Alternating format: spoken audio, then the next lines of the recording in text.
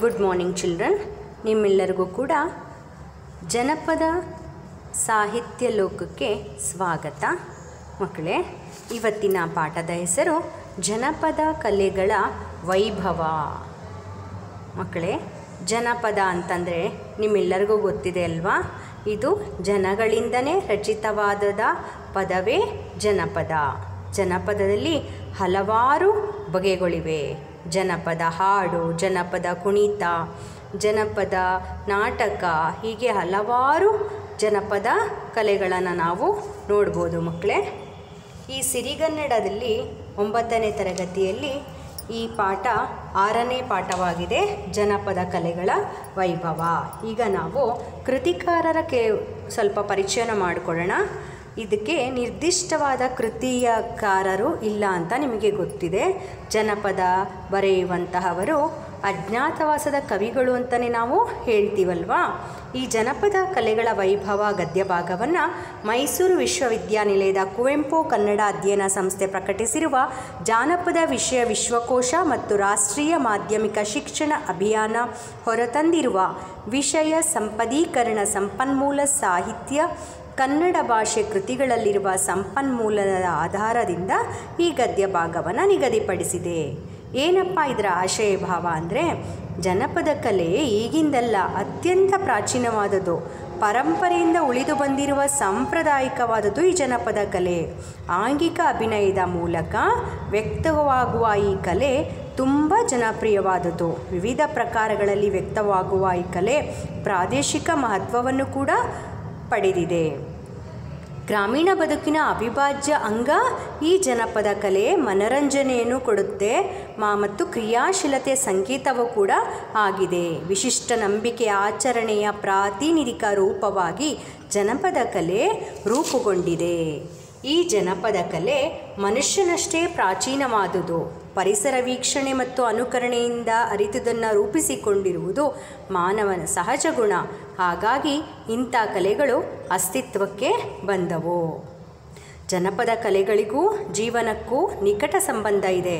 ನಿತ್ಯ ದುಡಿಮೆಯ ಆಯಾಸ, ಬದುಕಿನ ಏಕತಾನತೆ, ಆಸರಿಕೆ ಬೇಸರಿಕೆಯನ್ನು ನಿವಾರಿಸಿಕೊಳ್ಳಲು ಮನುಷ್ಯ ಕಲೆಗಳ ಮೊರೆ ಹೋಗಿದ್ದಾನೆ. ಇವನ್ನು ಜತನವಾಗಿ ರಕ್ಷಿಸಿಕೊಂಡು ಬೆಳೆಸಿಕೊಂಡು ಬಂದಿದ್ದಾನೆ. ಪ್ರಾರಂಭದಲ್ಲಿ ಆಂಗಿಕ ಸಂಜ್ಞೆಗಳಿಂದ ಕೂಡಿದ ಕಲೆಗಳು ಕ್ರಮೇಣ ಚಿತ್ರ, ಶಿಲ್ಪ, ಹಾಡು, ಕುಣಿತ ಮೊದಲಾದ ಆಯಾಮಗಳನ್ನು ಪಡೆದುಕೊಂಡಿವೆ.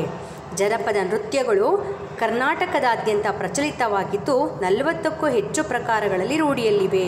ಹೇಳಿದ್ನಲ್ಲ ಮಕ್ಕಳೇ, ಅನೇಕ ಪ್ರಕಾರಗಳಲ್ಲಿ ಜನಪದ ಕಲೆಗಳನ್ನು ನಾವು ನೋಡ್ಬೋದು ಅಂತ. ಅದರಲ್ಲಿ ಕೆಲವು ಕಲೆಯನ್ನು ನಮಗೆ ಪಾಠದ ಮೂಲಕ ನಮಗೆ ತೋರಿಸ್ಕೊಟ್ಟಿದ್ದಾರೆ ಮಕ್ಕಳೇ. ನೋಡೋಣ. ಮೊದಲನೇದಾಗಿ ವೀರಗಾಸೆಯನ್ನು ನಮಗೆ ಪರಿಚಯ ಮಾಡಿಕೊಡ್ತಾ ಇದ್ದಾರೆ. ವೀರಗಾಸೆ ಹೇಗಿರುತ್ತೆ, ಅದರ ಡ್ರೆಸ್ ಹೇಗೆ ಮಾಡ್ಕೊಂಡಿರ್ತಾರೆ ಅನ್ನೋದನ್ನು ನೋಡಿ ಮಕ್ಕಳೇ. ಚಿತ್ರದ ಮುಖಾಂತರವಾಗಿ ನೋಡಿ, ಇದು ವೀರಗಾಸೆಯ ಒಂದು ನೃತ್ಯದ ಭಂಗಿಯಾಗಿದೆ. ವೀರಗಾಸೆ ಏನಪ್ಪ ಅದು ಅಂದರೆ ಅದ್ರ ಬಗ್ಗೆ ಫಸ್ಟ್ ತಿಳ್ಕೊಳ್ಳೋಣ. ವೀರಗಾಸೆ ಶೈವ ಸಂಪ್ರದಾಯದ ಧಾರ್ಮಿಕ ವೀರ ನೃತ್ಯ, ಸಾಮೂಹಿಕ ನೃತ್ಯವನ್ನೊಳಗೊಂಡ ಕರ್ನಾಟಕದ ಜನಪದ ಕಲೆ. ಇದು 2ರಿಂದ 30 ಮಂದಿ ಇದರಲ್ಲಿ ಭಾಗವಹಿಸ್ತಾರೆ. ಪಂಚವಾದ್ಯ ತಾಳಗಳಾದ ಶ್ರುತಿ, ತಾಳ, ಚಮಾಳ, ಓಲಗ, ಕರಡೆ ಇದರಲ್ಲಿ ಬಳಕೆಯಾಗುತ್ತದೆ. ನೋಡಿ, ವೀರಗಾಸೆ ಯಾರದು? ಶೈವ ಸಂಪ್ರದಾಯದ ಇದು ನೃತ್ಯವಾಗಿದೆ. ವೀರ ನೃತ್ಯ, ಸಂಪ್ರದಾಯದ ವೀರ ನೃತ್ಯ. ಇದು ಸಾಮೂಹಿಕ ನೃತ್ಯವನ್ನು ಒಳಗೊಂಡಂಥ ಕರ್ನಾಟಕದ ಜನಪದ ಕಲೆ. ಇದನ್ನು 2ರಿಂದ 30 ಜನ ಮಾಡ್ತಾರಂತೆ. ನೋಡಿ, ಇಲ್ಲಿ ತಾಳ ತೋರಿಸ್ತಾ ಇದ್ದೀನಲ್ವಾ, ತಾಳ, ಶ್ರುತಿ, ಚಮಾಳ, ಓಲಗ, ಕರಡೆ ಇವೆಲ್ಲವೂ ಕೂಡ ಈ ಕುಣಿತದಲ್ಲಿ ಭಾಗಿಯಾಗುತ್ತದೆ. ಇವಿಷ್ಟು ವೀರಗಾಸೆಯಲ್ಲಿ ಉಪಯೋಗಿಸ್ತಾರೆ. ವೀರಗಾಸೆ ಕುಣಿತದವರ ವೇಷಭೂಷಣ ತುಂಬ ವಿಶೇಷವಾಗಿರುತ್ತೆ. ಇದು ವೀರಗಾಸೆ ಲಿಂಗಾಯತರ ಒಂದು ವೇಷಭೂಷಣ ಆಗಿದೆ. ಲಿಂಗಾಯತರ ಧರ್ಮದವರು ನಡೆಸುವಂತಹದ್ದಿದು. ವೀರಗಾಸೆ ಕುಣಿತದವರ ವೇಷಭೂಷಣ ವಿಶೇಷವಾಗಿರುತ್ತೆ. ನೋಡಿ, ಬಿಳಿಯ ಪಂಚೆ, ವೀರಗಜ್ಜೆ, ತಲೆಗೆ ಅರಿಶಿಣ ಮತ್ತು ನೀಲಿ ಬಣ್ಣದ ರುಮಾಲು, ಕಾವಿ ಬಣ್ಣದ ಕಸೆಯಂಗೆ, ಕೊರಳಲ್ಲಿ ರುದ್ರಾಕ್ಷಿ, ಸರ, ಹಣೆಗೆ ವಿಭೂತಿ, ಕರ್ಣಕುಂಡಲ, ಸೊಂಟಪಟ್ಟಿ, ಬಿಚ್ಚುಗತ್ತಿ. ಬಿಚ್ಚುಗತ್ತಿ ಅಂದರೆ ಕತ್ತಿನ ಒಬ್ಬನ ಕೈಲಿ ಇಟ್ಕೊಂಡಿರೋ ನೋಡಿ, ಕಾಣಿಸ್ತಾ ಇದೆ ಅಲ್ವಾ ಚಿತ್ರದಲ್ಲಿ. ಕಾಲ್ಗೆಜ್ಜೆನೂ ಕಾಣಿಸ್ತಾ ಇದೆ ಅಲ್ವಾ. ಇದಿಷ್ಟು ಅವರ ವೇಷಭೂಷಣ. ವೀರಗಾಸೆ ಕುಣಿತದರ ವೇಷಭೂಷಣ ಏನಪ್ಪ ಅಂತಂದರೆ ಬಿಳಿ ಪಂಚೆ ವೀರಗಚ್ಚೆ, ತಲೆಗೆ ಅರಿಶಿಣ, ನೀಲಿ ಬಣ್ಣದ ರುಮಾಲು, ಕಾವಿ ಬಣ್ಣದ ಕಸೆಯಂಗಿ, ಕೊರಳಲ್ಲಿ ರುದ್ರಾಕ್ಷಿ, ಹಣೆಗೆ ವಿಭೂತಿ, ಕರ್ಣಕುಂಡಲ ಅಂದರೆ ಕಿವಿಗೆ ಇಯರಿಂಗ್ಸು, ಸೊಂಟಪಟ್ಟಿ, ಬಿಚ್ಚುಗತ್ತಿ, ಕಾಲ್ಗೆಜ್ಜೆ ಇಷ್ಟನ್ನ ಇವರು ಹಾಕ್ಕೊಂಡಿರ್ತಾರೆ. ಇವರು ಒಡಪಿನೊಂದಿಗೆ ಕುಣಿತವನ್ನು ಆರಂಭ ಮಾಡ್ತಾರೆ. ಒಡಪು ಅಂತಂದರೆ ಅವರು ಹೇಳತಕ್ಕಂತಹ ಒಂದು ವಾಕ್ಯ ಇರುತ್ತೆ, ಅದರಿಂದ ಅದೇನು ಅಂತ ನಾವು ಕಂಡುಹಿಡಬೇಕು ಒಗಟಿನ ರೀತಿಯಲ್ಲಿ. ಅಹಹ ರುದ್ರ, ಅಹಹ ದೇವ ಎಂದು ವೀರಗಾಸೆ ನರ್ತಕ ಹೇಳುವ ಒಡಪಿನೊಂದಿಗೆ ಕುಣಿತ ಆರಂಭವಾಗುತ್ತದೆ. ಈ ಕುಣಿತದಲ್ಲಿ ವೀರಭದ್ರ ದೇವರು ಹುಟ್ಟಿದ ಸಂದರ್ಭವನ್ನು ವರ್ಣನೆ ಮಾಡ್ತಾರೆ.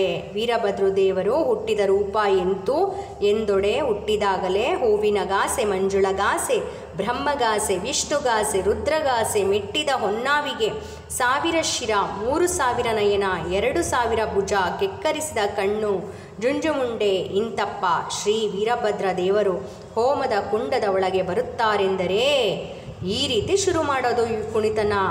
ಈಗೆಲ್ಲ ಓದಿದ್ನಲ್ಲ, ವೀರಭದ್ರ ದೇವರು ಹುಟ್ಟಿದ ರೂಪ ಹೆಂಗೆ ಬಂತಪ್ಪ ಅಂದರೆ ಹೂವಿನಗಾಸೆ, ಮಂಜುಳಗಾಸೆ, ಬ್ರಹ್ಮಗಾಸೆ ಅಂಥೇಳಿ ಹಾಡಿನ ಮೂಲಕ ಈ ನೃತ್ಯವನ್ನು ಆರಂಭ ಮಾಡ್ತಾರೆ. ವೀರಭದ್ರ ದೇವರು ಹೇಗೆ ಹುಟ್ಟು ಬಂದರು ಅಂತ ವರ್ಣನೆಯನ್ನು ಹಾಡಿನ ಮೂಲಕ ಹೇಳ್ಕೊಂಡು ನೃತ್ಯವನ್ನು ಮಾಡ್ತಾರೆ. ಅಷ್ಟೇ ಅಲ್ಲ, ಚಮಾಳ ಹಾಗೂ ಕರಡೆಯ ಬಡಿತಕ್ಕೆ ಇವರ ಸ್ಫೂರ್ತಿ ನೀಡುತ್ತದೆ. ಇದ್ರ ಬಡಿತಾ ಇರ್ತಾರಲ್ವಾ ಚಮಾಳ ಮತ್ತು ಬಡಿತ, ಅದೆಲ್ಲ ಅವರಿಗೆ ಸ್ಫೂರ್ತಿ, ಇನ್ಸ್ಪಿರೇಷನ್ನು ನೀಡುತ್ತೆ ಇವೆಲ್ಲ ವಾದ್ಯಗಳು. 4-5 ಗತಿ ಅಂದರೆ 4-5 ಸ್ಟೈಲಲ್ಲಿ ಇದನ್ನು ಬಡಿತಾರಂತೆ. ವೀರಗಾಸೆ ಕುಣಿತಲ್ಲಿ ಒಂದೊಂದು ಕುಣಿತ ನಂತರ ಒಬ್ಬ ನರ್ತಕ ಒಡಪು ಹೇಳ್ತಾನೆ, ಒಬ್ಬ ಡ್ಯಾನ್ಸ್ ಮಾಡೋದು, ಒಬ್ಬ ಒಡಪು ಹೇಳೋದು. ಒಡಪು ಮುಗಿತಿದ್ದಂಗೆ ವಾದ್ಯಗಳ ಭೋರ್ಗರೆತ ಜೋರಾಗಿ ವಾದ್ಯವನ್ನು ಮೊಳಗಿಸೋದು. ಮುಂದಿನ ಗತಿ ನೆಕ್ಸ್ಟ್ ಸ್ಟೈಲು ಕುಣಿತ ನೆಕ್ಸ್ಟ್ ಪ್ರಾರಂಭವಾಗತ್ತೆ. ಹೀಗೆ ಗತಿಯಿಂದ ಗತಿಗೆ ಕುಣಿತದ ಬಡಿತಗಳ ವೇಗ ಹೆಚ್ಚಾಗುತ್ತಾ ಹೋಗುತ್ತದೆ. ಫಸ್ಟು ಸ್ಲೋ ಆಗಿ ಬಡ್ದಂಗೂ ಸ್ಲೋ ಆಗಿ ಹೇಳ್ತಾರೆ, ಜೋರಾಗಿ ಬಡ್ದಂಗೂ ಜೋರಾಗಿ ಹೇಳಿಕೊಂಡು ಹೋಗುತ್ತಾರೆ. ಇದು ಚಮಾಳ ಕರಡೆಯ ಕುಣಿತ ನೋಡಿ. ವೀರಭದ್ರನ ಕುಣಿತ ಒಬ್ಬ ವ್ಯಕ್ತಿಯ ಕುಣಿತ ಅಂತೆ. ವೀರಭದ್ರನ ಕುಣಿತ ಒಬ್ಬನೇ ಒಬ್ಬ ಕುಣಿಯೋದು. ವೀರಗಾಸೆ ಅಂತಂದರೆ ಸಾಮೂಹಿಕ, ಎಲ್ಲ ಜೊತೆಯಲ್ಲಿ ಗ್ರೂಪಲ್ಲಿ ಡ್ಯಾನ್ಸ್ ಮಾಡೋದಂತೆ. ವೀರಭದ್ರ ಕುಣಿತಕ್ಕೆ ದಕ್ಷಿಣ ಕರ್ನಾಟಕ ಪ್ರದೇಶದಲ್ಲಿ ಲಿಂಗಬೀರ, ಲಿಂಗಧೀರ, ಲಿಂಗವೀರ ಕುಣಿತವೆಂದು ಹೆಸರಿದೆ. ನೆನ್ಪಿಟ್ಕೊಳ್ಳಿ ಮಕ್ಕಳೇ, ವೀರಭದ್ರ ಕುಣಿತಕ್ಕೆ ದಕ್ಷಿಣ ಕರ್ನಾಟಕ ಪ್ರದೇಶದಲ್ಲಿ ಲಿಂಗಬೀರ, ಲಿಂಗಧೀರ, ಲಿಂಗವೀರ ಅಂತ ಹೆಸರಿದೆ. ಉತ್ತರ ಕರ್ನಾಟಕದಲ್ಲಿ ಪುರವಂತರ ಕುಣಿತ ಅಂತ ಕೂಡ ಜನಪ್ರಿಯವಾಗಿದೆ. ಇದು ನೆನ್ಪಿಟ್ಕೋಬೇಕು. ವೀರಶೈವ ಸಂಪ್ರದಾಯದವರು ಮೊದಲೇ ಹೇಳಿದ್ನಲ್ಲ, ಲಿಂಗಾಯತ ಸಮುದಾಯದವರು ಅಂದರೆ ವೀರಶೈವ ಸಂಪ್ರದಾಯವರು ವಂಶ ಪಾರಂಪರ್ಯವಾಗಿ ಈ ವೃತ್ತಿಯನ್ನು ನಡೆಸ್ಕೊಂಡು ಬರ್ತಿದ್ದಾರೆ. ವೀರಭದ್ರ ವೇಷಧಾರಿ ದಕ್ಷಯಾಗ, ವೀರಭದ್ರನ ಜನನ, ವೀರಭದ್ರನ ವಿಜಯ ಮುಂತಾದವನ್ನ ಒಡಪಿನ ಮೂಲಕ ಹೇಳ್ತಾನೆ. ಇದಕ್ಕೆ ಖಡ್ಗ ಅಂತ ಕರೀತಾರೆ. ಉತ್ತರ ಕರ್ನಾಟಕದಲ್ಲಿ ಒಡಪು ಅಂತ ಹೇಳ್ತಾರೆ. ಮತ್ತೊಬ್ಬ ವ್ಯಕ್ತಿ ಭಲರೆ ವೀರ, ಆಹಹ ವೀರ ಎಂದು ಕಾಕು ಹೇಳುತ್ತಾ ಜಾಗಟೆ ಬಡ್ಕೊಂಡು ವೀರಭದ್ರನ ಸುತ್ತ ತಿರುಗ್ತಾನೆ. ಈ ವೀರಗಾಸೆಯವರನ್ನ ಮತ್ತು ವೀರಭದ್ರನ ಕುಣಿತದವ್ರನ್ನ ಎಲ್ಲೆಲ್ಲಿ ಕರೆಸ್ತಾರೆ ಅಂತಂದರೆ ಸಾಮಾನ್ಯವಾಗಿ ಮದುವೆನಲ್ಲಿ, ಗೃಹ ಪ್ರವೇಶ, ಜಾತ್ರೆ, ಉತ್ಸವ, ಹಬ್ಬ ಹರಿದಿನಗಳಲ್ಲೆಲ್ಲ ವೀರಭದ್ರನ ಕುಣಿತವನ್ನು ಏರ್ಪಡಿಸ್ತಾರೆ. ಇದು ಸಾಮಾಜಿಕ ಸಂದರ್ಭಗಳಲ್ಲೂ ಕೂಡ ಮನರಂಜನೆಯಾಗಿ ಬಳಕೆಯಾಗುತ್ತದೆ. ನೋಡಿದ್ದೀರಾ ಮಕ್ಕಳೇ, ದಸರಾ ಉತ್ಸವದಲ್ಲಿ ನಮ್ಮ ಮುರುಘೇಸ್ವಾಮಿ ಮಠದಿಂದೆಲ್ಲ ಪ್ರೊಸೆಷನ್ ಹೊರಡುತ್ತಲ್ವ ಮೆರವಣಿಗೆ, ಅದರಲ್ಲಿ ಮುಖ್ಯವಾಗಿ ನಾವು ವೀರಭದ್ರನ ಕುಣಿತವನ್ನು ನೋಡ್ಬೋದು. ಮುಂದಿನ ವರ್ಷ ನೀವು ಖಂಡಿತ ನೆನಪಿಟ್ಕೊಂಡು ಆ ಮೆರವಣಿಗೆಯಲ್ಲಿ ವೀರಭದ್ರನ ಕುಣಿತ, ವೀರಗಾಸೆ ಎಲ್ಲವನ್ನು ಕೂಡ ನಾವು ಗಮನಿಸಿ ನೋಡಿ. ತುಂಬ ಚೆನ್ನಾಗಿರುತ್ತೆ, ನೋಡೋರಿಗೆ ರೋಮಾಂಚನವನ್ನು ಉಂಟು ಮಾಡುತ್ತೆ ಮಕ್ಕಳೇ. ವೀರಗಾಸೆಯ ಕುಣಿತ ಹೇಳಿದೆ ಅಲ್ಲ, ಇದು ಶೈವ ಸಮುದಾಯದವ್ರದ್ದು ಈ ಕುಣಿತವಾದರೆ ಅವರ ವೀರ ನೃತ್ಯ. ಇದರಲ್ಲಿ 2-30 ಮಂದಿ ಭಾಗವಹಿಸ್ತಾರೆ. ಅವರ ವೇಷಭೂಷಣ ನೆನಪಿಟ್ಕೊಳ್ಳಿ. ಮತ್ತು ಒಡಪಿನೊಂದಿಗೆ ಅವರು ಈ ನೃತ್ಯವನ್ನು ಆರಂಭ ಮಾಡ್ತಾರೆ. 4-5 ಗತಿಗಳಲ್ಲಿ ಈ ನೃತ್ಯವನ್ನು ಕುಣಿತಾರೆ. ಲಿಂಗಬೀರ, ಲಿಂಗಧೀರ, ಲಿಂಗವೀರ 3 ಹೆಸರು. ಮತ್ತು ಉತ್ತರ ಕರ್ನಾಟಕದಲ್ಲಿ ಇದಕ್ಕೆ ಪುರವಂತರ ಕುಣಿತ ಅಂತ ಕೂಡ ಹೇಳ್ತಾರೆ. ಇವೆಲ್ಲವನ್ನು ಕೂಡ ನೆನಪಿಟ್ಕೊಳ್ಳಿ ಮಕ್ಕಳೇ. ವೀರಗಾಸೆ ಕುಣಿತ ಮುಂದಿನ ತರಗತಿಯಲ್ಲಿ ನಿಮಗೆ ಕಂಸಾಳೆ ಬಗ್ಗೆ ಹೇಳ್ತೀನಿ. ಶುಭವಾಗಲಿ ಮಕ್ಕಳೇ.